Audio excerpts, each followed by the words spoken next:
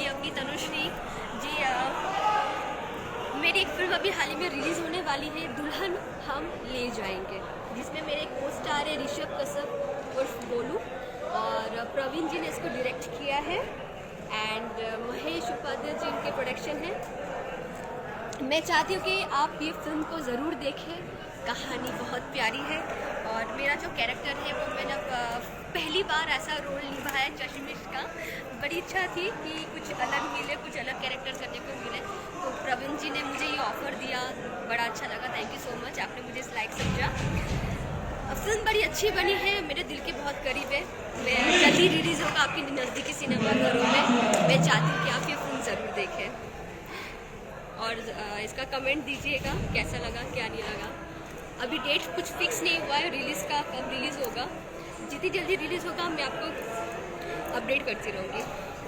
Bye.